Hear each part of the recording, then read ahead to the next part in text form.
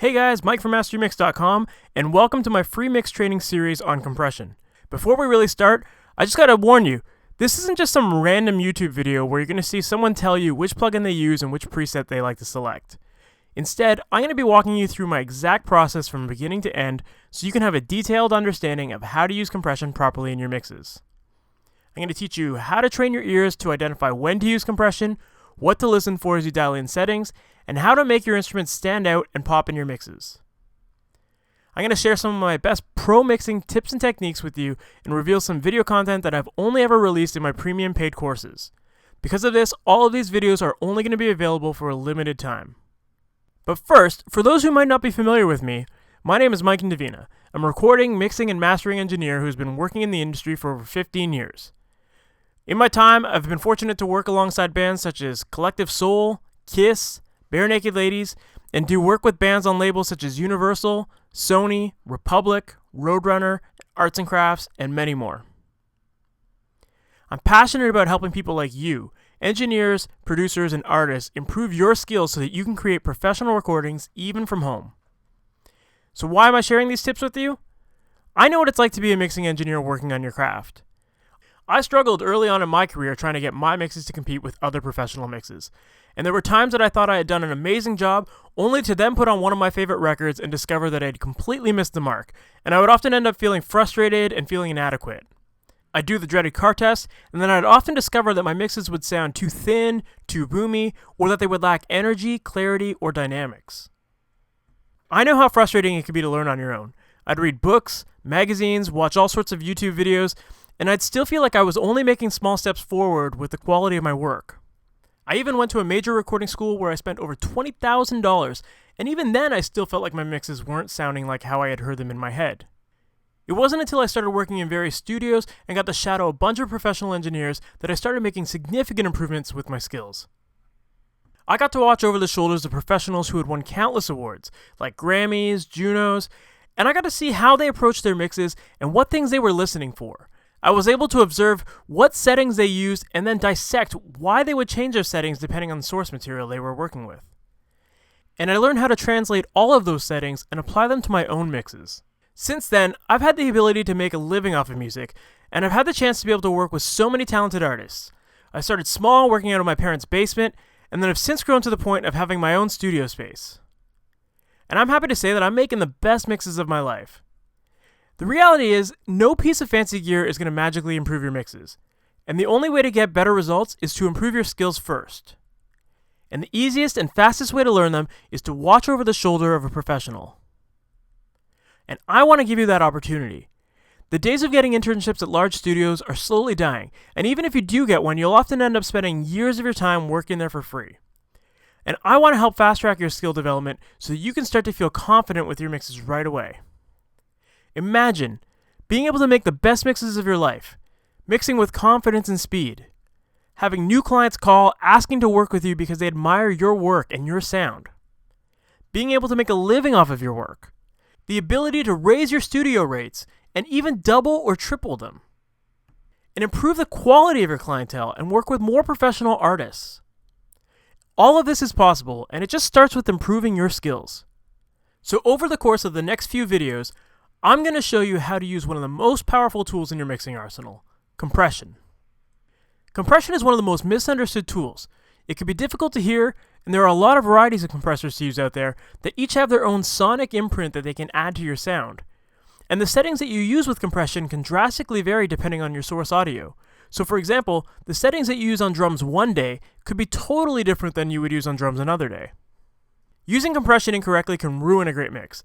It can destroy the energy, make things sound weaker, and it can even cause listening fatigue for your audience. It's important to have a firm understanding of it in order to make your mixes sound professional. And that's exactly what we're going to cover in these upcoming videos. In video 1, we're going to cover basic compression controls. I'm going to show you what each control does, and I'm going to teach you how to train your ears to hear how the controls affect your sound. I'm also going to show you a very cool technique so that you can dial in proper compression controls all the time. In video 2, we're going to talk about compressing percussive instruments, and you're going to learn how to get your drums sounding really big and punchy and cut through a dense mix. And then in video 3, we're going to talk about melodic instruments, and I'm going to show you how to use compression to add character and energy to your instruments. Remember, these videos are straight out of my premium courses, and you're going to get a sneak peek inside what goes on behind creating a professional mix. So let's get started and dive in. Now we're going to talk about the basic compression controls. There are 5 main controls that you'll find across the majority of compressors. They are the threshold, ratio, attack, release, and makeup gain. So what do these do? Well, the threshold, this is the level at which the compressor is going to start engaging. And as the threshold gets lower, the compressor will work harder. On its own, the threshold doesn't really do anything to alter the dynamic range until it's combined with the ratio function. So what's the ratio function? Well, the ratio function tells the compressor how much it's going to reduce the signal that passes the threshold. And typically, it's listed as a ratio such as 4:1, 6:1, 10:1, something like that. So what this means is that, for example, with a 4:1 ratio, for every 4 decibels that passes the threshold, only 1 decibel will pass through on the output. Attack time. The attack time is the amount of time it takes for the compressor to start working after the signal has passed the threshold. The release time is the amount of time it takes for the compressor to return back to the point of no compression once the signal crosses back below the threshold. Then there's the makeup gain. The makeup gain allows you to adjust the output of the compressor to compensate for lost volume due to compression. So as we've been compressing and using the threshold, ratio, attack, and release controls, we've brought down the volume of the loudest parts, and the makeup gain allows us to pull everything back up to where it used to be. Here's a chart to show you exactly what happens when you combine all of these controls. So on this chart, we've got our blue line here, which is our input level. This is the uncompressed level. And then we have the red signal here, which is your output level that has been compressed. So let's follow along and see what happens. So as the input level comes in and crosses the threshold, it stays at normal level for whatever time you've set as the attack time. Once that attack time length has been reached, it starts to compress the signal and reduce it in volume. And it reduces it by whatever ratio you've set it at. So that could be 2:1, 4:1, 6:1, whatever you've set it at. As the signal eventually crosses back over the threshold, the compressor continues to attenuate the signal for whatever length you've set as the release time. And then it eventually goes back to being at its normal uncompressed level.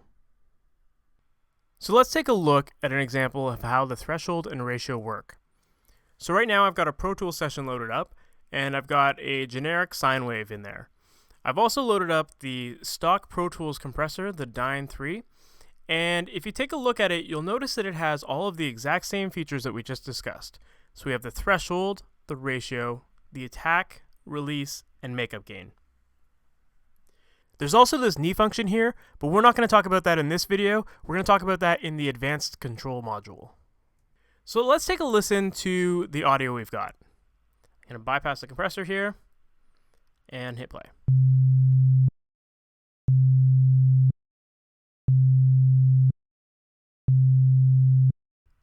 Pretty straightforward, right? Now let's take a listen and check out the level that this signal is playing at. So to do this in Pro Tools, if you go to your mixer view and you press Command and click here, you could cycle between the different modes. So you have the volume mode for your fader, you have your peak level meter, and this will tell you the loudest level that your signal is playing at. And then if you hold Command and click one more time, you'll get your sample delay readout for your plugins. We don't need that right now, so let's just switch back to the peak readout. And now when I hit play, it's going to tell us what the loudest level was. -12. So -12 is our loudest signal. So now let's engage the compressor and see what it sounds like. So I'm going to unbypass this here, and I'm going to pull down the threshold here. The threshold is indicated by this orange line.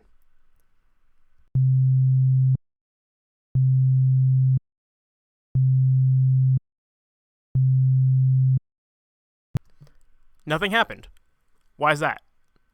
Well, that's because the ratio is set to 1:1, meaning that everything that goes above the threshold stays exactly as is. Now, when we move the ratio values up, we should start to hear more signal being compressed. So let's try that out.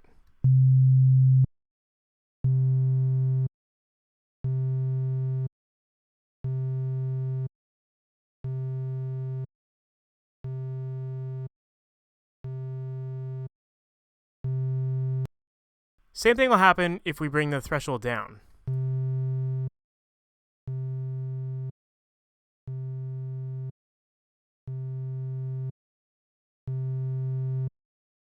The ratio and threshold really work together, and generally, the lower the threshold is, the smaller of a ratio you need.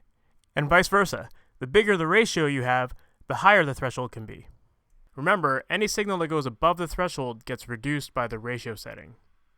So, let's set the ratio to 6:1 right here. I'm just going to click this.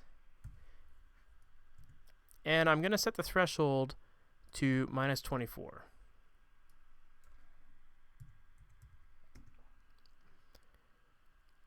All right, so now with the threshold set to -24 dB, that means that our signal, which is currently playing at -12 dB, is going 12 decibels above the threshold. Now, with the ratio set at 6:1, that should mean that we will get 2 decibels of gain that is allowed to pass the threshold, since 12 decibels divided by our ratio of 6 is 2. As a result, we should see about 10 dB of gain reduction on our meter, and the output of the signal should be set to about -22 dB. So let's see what we get. So I'm going to zero this out. Pretty close.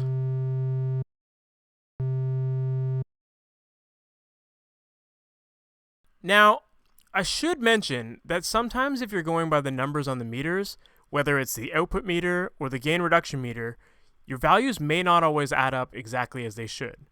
And the reason for this is because the meters for each program and plugin can be calibrated to slightly different settings, so you can get discrepancies.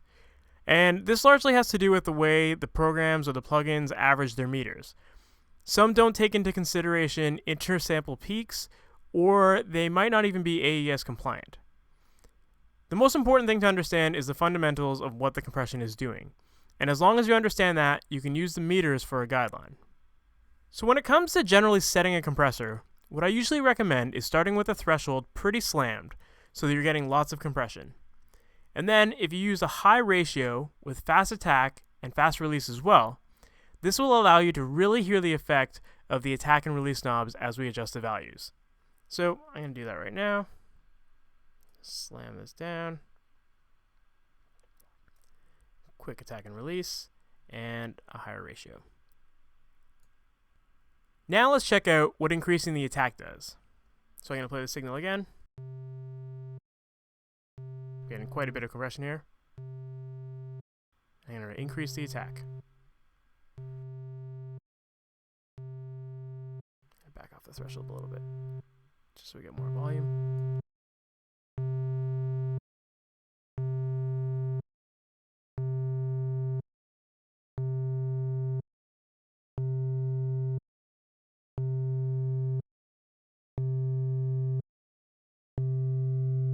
So as I increase the attack, listen to the front of the note. You'll hear it starts to have a little bit more punch.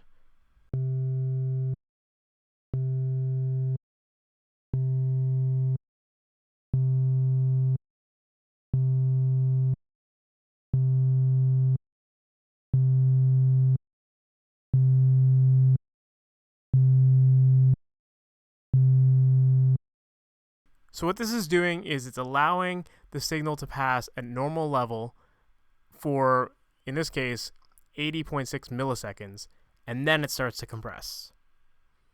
Now, this is something that's extremely helpful when you're trying to get more of a percussive sound out of an instrument. So especially on drums, this is great for getting attack. On the other hand, you can use the attack settings to tame an overly percussive note by having a quicker attack setting. Now let's work on the release. When setting up the release, you generally want to set the compressor so that it returns to 0 before the next note.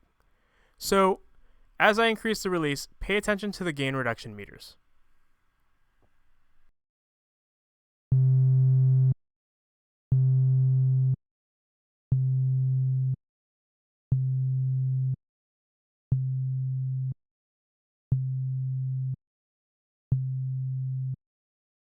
So you can see that the more I increase the release, the longer it takes to get back to 0. So you generally want to set this so that it returns to 0 in time for the next note, so that you're not overly compressing the next note and you're not missing the attack on it.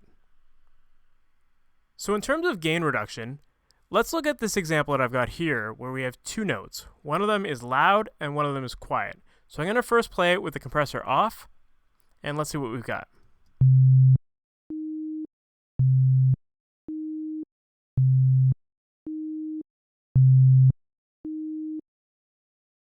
Now I'm going to engage the compressor and I'm going to pull down the threshold until we start to get more of an even sound between the two.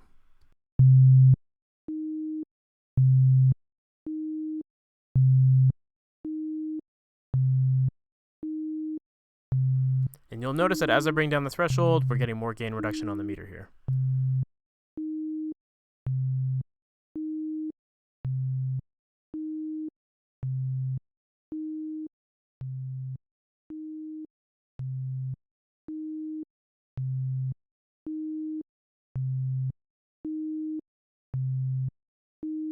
That's sounding pretty even. So if we look at the meters now, let's see what we've got in terms of gain reduction. We're sitting at around, about 12 dB of gain reduction here. So now, let's use the gain reduction to bring everything up to where it was. So we'll just compensate for it.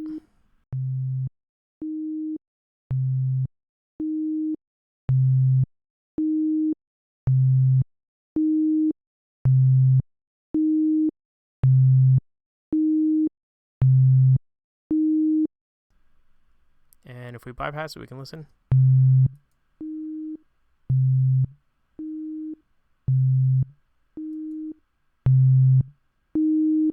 It's pretty close. So there you go, guys. Those are the basic compressor controls. If you found this information helpful, please make sure to leave a comment below, as well as click the button to like and share the Master Your Mix Facebook page. In the next video, we're going to take all the information we learned today and we're going to apply it to a drum kit so that you can create big and punchy drums that cut through in a dense mix. I know that this is something that a lot of people struggle with. They can't seem to get their drums to have the energy and clarity that they need. And in the next video, I'm going to show you how to overcome that so that you can get your drums sounding really pro. So stay tuned.